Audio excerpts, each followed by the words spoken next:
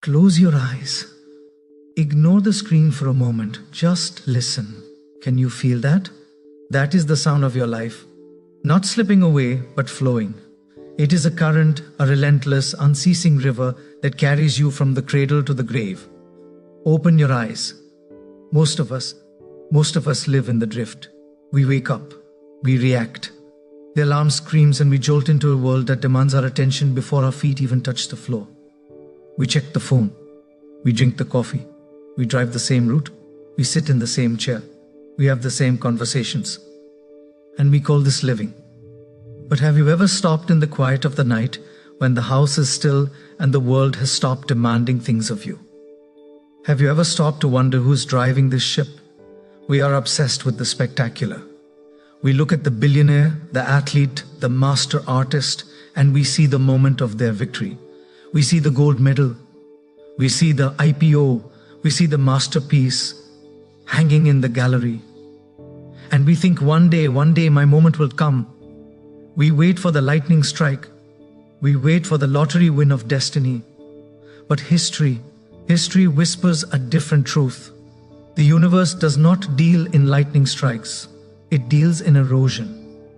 It deals in accretion. It deals in the slow, terrifying, and beautiful accumulation of the tiny.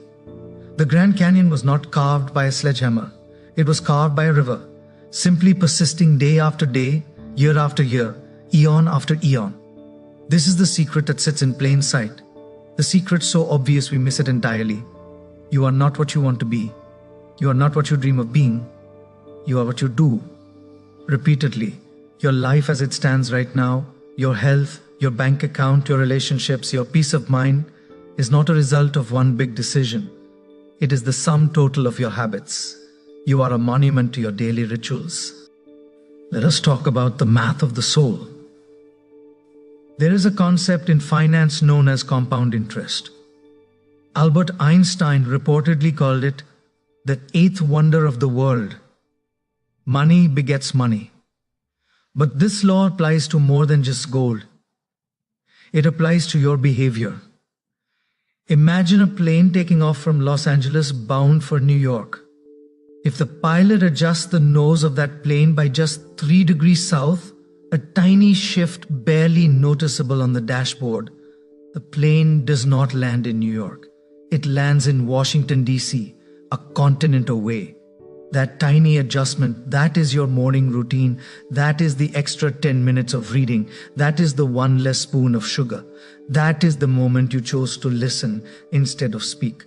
In the moment, it feels like nothing. And this is the great trap. This is why we fail, because the immediate feedback of a good habit is usually silence.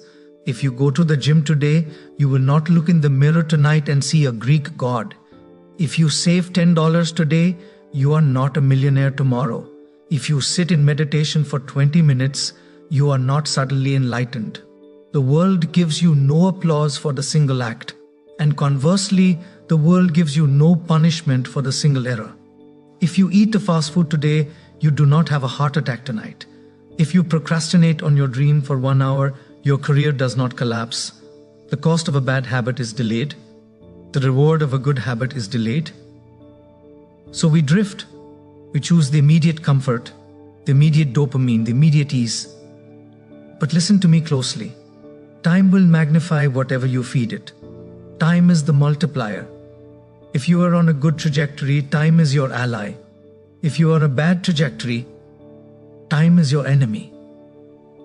10 years from now, you will arrive at a destination that is inevitable. The question is, will you arrive at a destination you chose? Or will you arrive at a shipwreck caused by 1,000 tiny leaks you ignored because they seem too small to matter?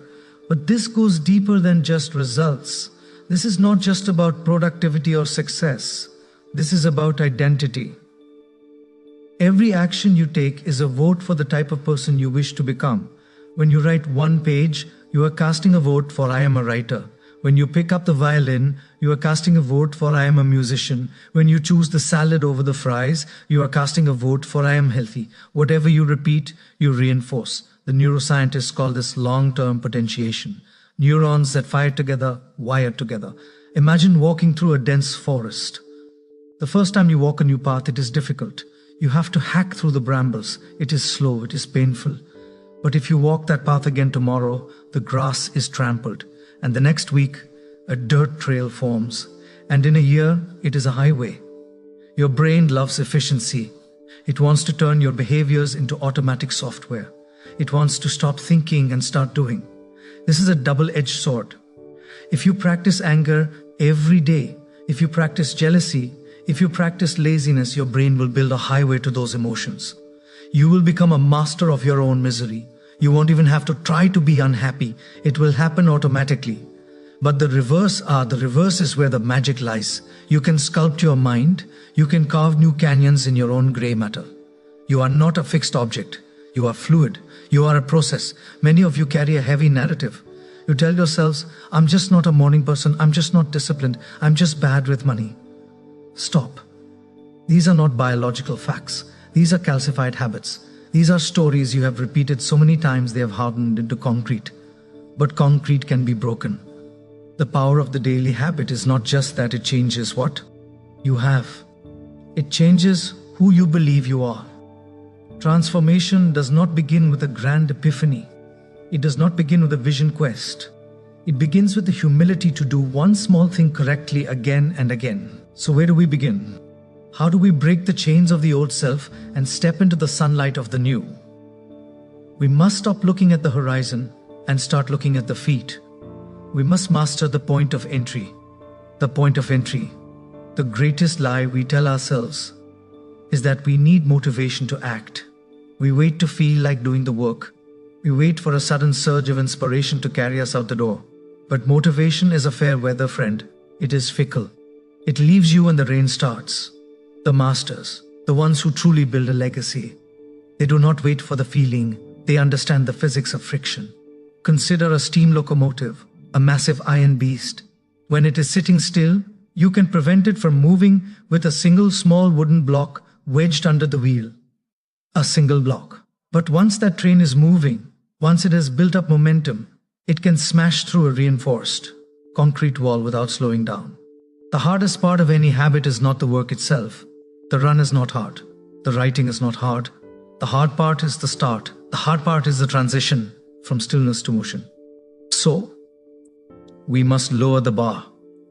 We must make the start so easy, so ridiculously small that we cannot say no.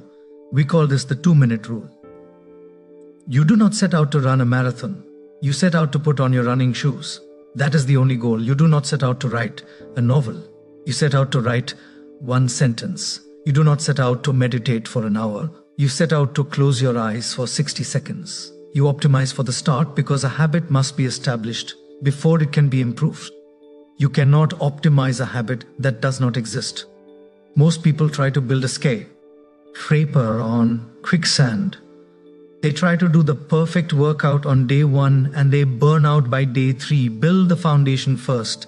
Master the art of showing up. Even if it is just for 2 minutes, even if it feels silly, you are not training your body yet. You are training your will. You are proving to yourself that you are the captain of this ship. But even with the best intentions, we stumble. Why? Because we overestimate our willpower and we underestimate our environment. We like to think we are rational beings. We like to think we are in control. But deep down, we are simple creatures. We are guided by what we see. We are guided by the path of least resistance. If you want to understand why you have bad habits, look at the room you are sitting in. Is the junk food sitting on the counter staring at you? Is the remote control placed right next to the best chair? Is your phone the first thing you can reach when you wake up? You are fighting a war against your own environment, and your environment is winning. Willpower is a battery. It drains. By 8 p.m. when you are tired, when the world has taken its toll, you do not have the energy to fight the environment. You will grab the cookie. You will click the app. So, the wise architect does not rely on willpower. The wise architect designs a life where willpower is unnecessary. If you want to play the guitar, do not hide it in the closet. Put it in the middle of the living room on a stand. Make it trip you up. If you want to drink more water, fill 5 bottles in the morning and place them everywhere you look. If you want to stop scrolling, charge your phone in the kitchen, not the bedroom. Make the good habit the path of least resistance. Make the bad habit a mountain to climb. It is said that water flows where the channel is dug. Dig the channel. Don't be the victim of your architecture. Be the architect. And now we must peak of the chains, the habits that hold us back, the invisible rituals that drain our spirit. Every bad habit you possess serves a purpose. It solves a problem. You are stressed, the cigarette solves it.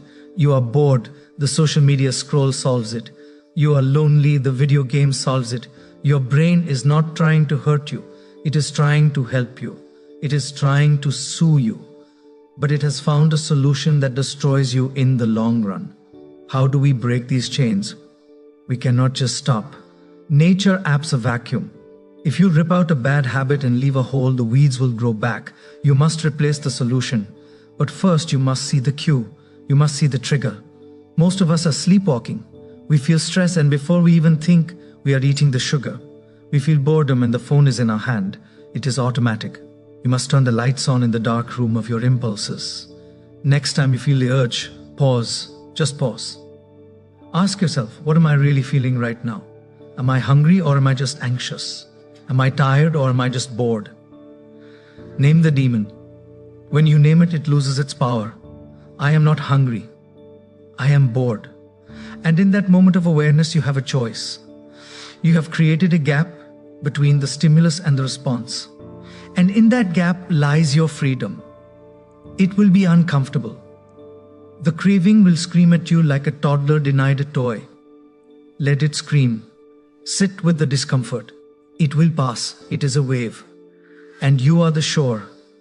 This is the crucible of character. This is where the old self dies and the new self is born. Not in the easy moments, but in the moment you stare down the urge and choose the harder path. Because the harder path eventually becomes the only path worth walking. There is a place where dreams go to die. It is not a place of violence. It is a place of silence, a place of waiting. We call it the valley of disappointment. We expect progress to be linear. We think if we put in 10 units of work, we should get 10 units of results. We expect the graph to go up in a straight line. But the universe is exponential. Imagine an ice cube sitting on a table in a freezing room. The temperature is 25 degrees. You heat the room to 26. The ice does not melt. 27. Nothing happens. 28. Still nothing. 29. 30, 31. You have spent hours pouring energy into that room. You have done the work, but the evidence of your work is invisible. You feel like a failure. You feel like giving up. And then 32 degrees, the ice begins to melt. Was it the last degree that did the work? No. It was all the degrees that came before it. It was the stored energy building up unseen beneath the surface. This is where most people quit. They quit at 31 degrees. They work out for a month and see no change in the mirror, so they stop. They write for a year and have no audience, so they stop. They are standing inches from the gold vein, but the wall looks just as thick as it did when they started. If you are struggling right now, if you are working in the dark and seeing no light, listen to me. Your work is not wasted. It is being stored. You are not failing. You are charging. You are building potential energy. When the breakthrough comes, it will look like an overnight success to the outside world. But you will know the truth. You will know about the days at 26 degrees. Do not let the silence of the results fool you. The dam is about to break. But let us be real. You are human. You are biological. You are flawed. You will stumble. There will be a day when the chaos of life takes over. You will miss the workout. You will eat the pizza. You will lose your temper. Perfection is not the goal. Perfection is a trap. Perfection is a rigid statue that shatters when it falls.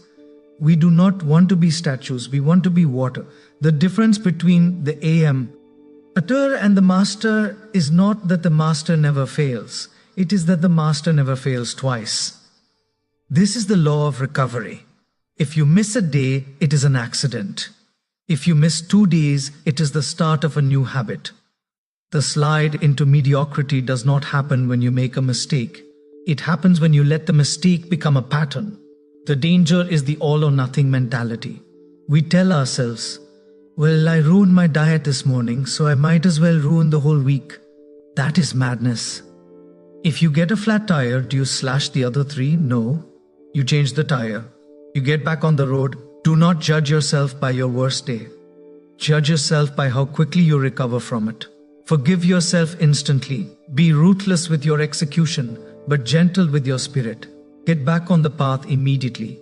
The path is always there waiting for you. And so we come to the end, or rather the beginning. We are obsessed with goals. I want to run a marathon. I want to write a book. I want to lose 20 lbs. But goals are finite. Goals have finish lines. What happens when you cross the finish line? What happens when you lose the weight? Do you stop? If you treat life as a series of finish lines, you will always be empty. You will always be chasing the next high. True change is not about reaching a destination. It is about becoming. We do not rise to the level of our goals. We fall to the level of our systems. The goal is not to read a book. The goal is to become a reader. The goal is not to run a marathon. The goal is to become a runner. The goal is not to do something. The goal is to be someone. This is the architecture of the soul. It is a quiet work. It is a humble work. It is done in the early mornings and the late nights. It is done when no one is watching. It is done not for applause, but for the quiet satisfaction of knowing that you are mastering the only thing you truly own: yourself. So tomorrow morning when the alarm rings, do not think about the years ahead. Do not think about the mountain you have to climb. Just think about the first step. Put on the shoes. Open the notebook. Drink the water. Build the habit. Trust the process. And watch as the invisible builds the visible.